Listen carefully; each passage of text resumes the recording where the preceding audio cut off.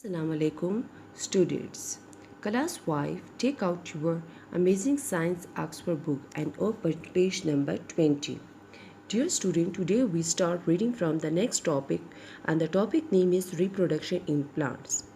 Flowering plants. Flowering plants have flower which produce fruit and seed.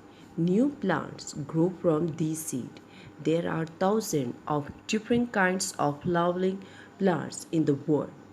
Dear student, here to explain the importance of flower. The structure of flower. Dear student, here to describe the structure of a flower and explain the function of each part. Now, dear student, a flower is the part of the plant that makes fruit and seed. A flower grows on a stem called a stalk. Now, dear student, look at here. This one is stalk. All the parts of a flower are joined to the flower stalk. They are arranged on the stalk in the form of a rings called whorl. The outermost whorl is made up of small green leaves called sepal. Now this one is sepal. The sepal protect the flower before it opens. The second whorl is made up of brightly colored leaf called petals.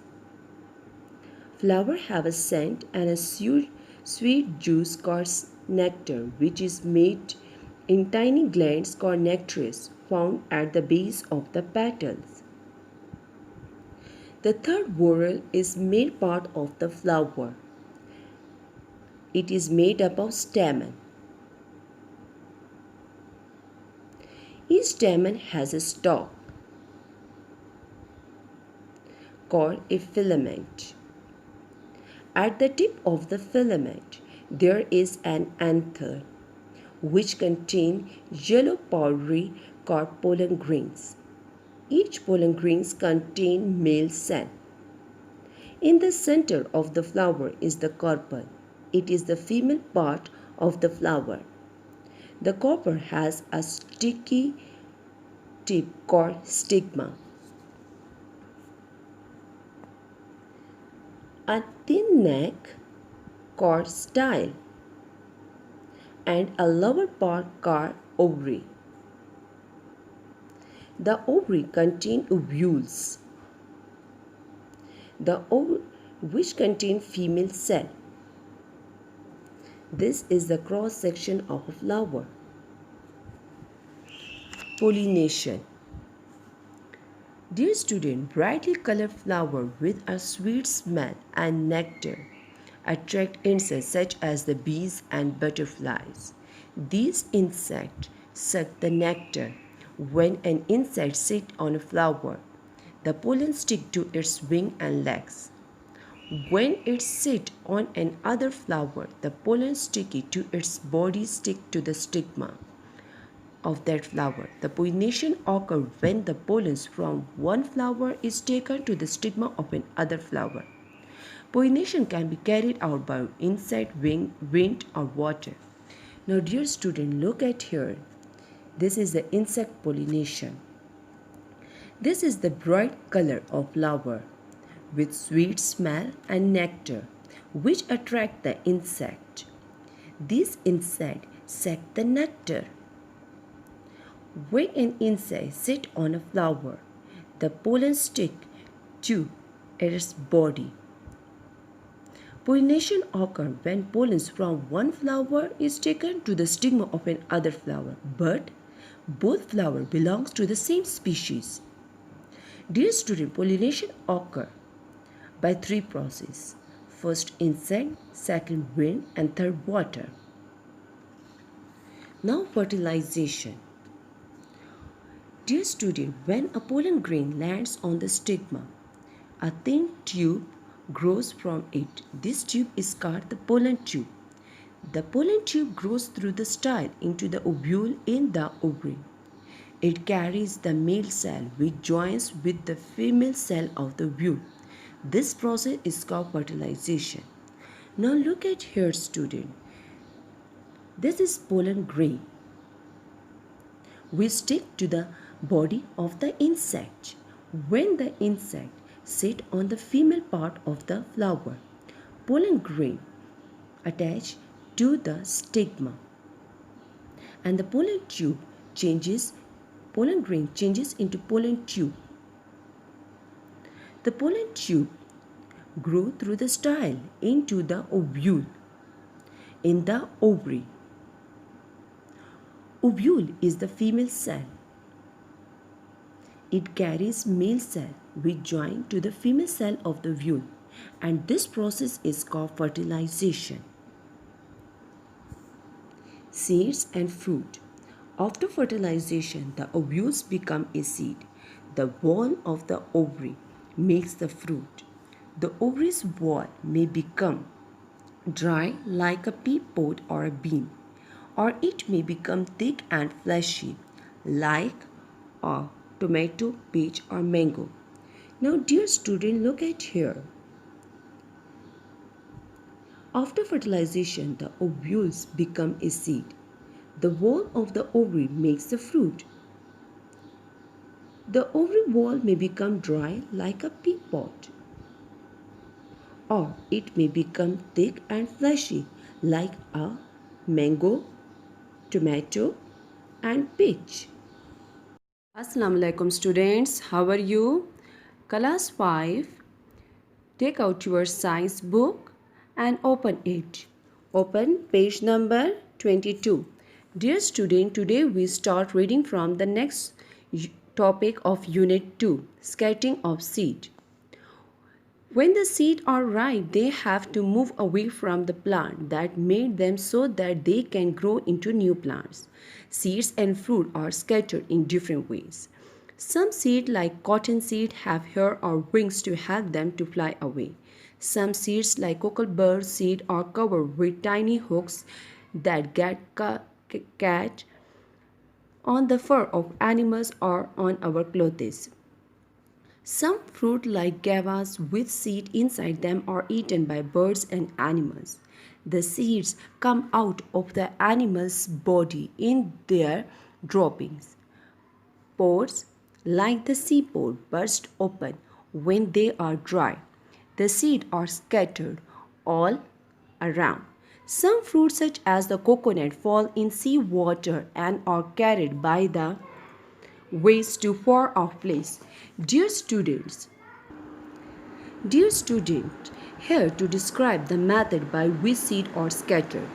When the seeds are mature, they move away from the plants so that they can grow into new plants. Here some examples are given. For example, cotton seed have hair or wings which help them to fly away. Similarly, other examples of seed dispersal are cockleburs, some fruits like guavas, and in vegetables like peppers. Their seeds are scattered all around. Structure of a seed. Dear student, here to describe the structure of seed and to describe the structure of a dicot and a monocot seed. A seed has a hard outer coat called the testa. It protects the seed. There is a small hole in the testa through which air and water enter the seed. There is a tiny plant inside the seed. It is called an embryo. The seed also has one or two seed leaves or cotyledons. Dear student, look at here. For example, this is seed. The outer hard cover is called testa. On the testa there is a very small hole, and with the help of this hole, the embryo which is present inside the seed take in air and water. Dear student, cotyledons. When there is one seed leaf, then it is called monocotyledons, and when there is two seed leaves, then it is called dicotyledonous. A bean seed. Now dear student, look at here. A bean seed is shaped like a kidney. It has a thin but tough testa which is colored. A bean seed is called dicotyledonous because it has two cotyledons which store food for the embryo until it grows large enough to make its own food. The embryo is made up of two parts, the radicle or the first root and the plumule or the first shoot. A maize seed. Now dear student, look at here. The outermost covering, which includes the interior grain, is made up of fused fruit wall and testa. A maize seed is somewhat oval and flat in shape. The flat surface at the narrow end and has a triangular region which is embryo. The broad yellowish region is called the endosperm. The endosperm contains protein, granules, starch and some oil. The embryo located beneath the endosperm and is enclosed in a sheet-shaped single cotyledons, which is why the maize grain is called monocotyledons. Mono means one, cotyledonous means seed leaf. So maize seed has one seed leaf. Function of cotyledons. Cotyledons protect the baby plant or embryo inside the seed. Food stored in the cotyledons soak up water and soluble substances dissolve in it. The stored food is digested and used by the growing embryo. The seed then begins to germinate. In some seeds, the cotyledons are pulled out of the soil by the growing embryo. They turn green and act as the first leaf. They manufacture food by photosynthesis for the growing embryo till new leaves grow on the stem. Then they fall off. Dear student, as you know that cotyledons means seed leaf. So cotyledons protect the baby plant, which is called embryo. Cotyledons store food for the growing embryo, and the food is digested and used by the growing embryo. The seed then began to germinate. Dear students, some seeds are pulled out of the soil by the growing embryo. They turn green and act as the first leaf. They manufacture their food because the green leaf have chlorophyll, and in the presence of chlorophyll, green plants prepare their own food, and the process is called photosynthesis for the growing embryo till the new leaves grow out on the stem.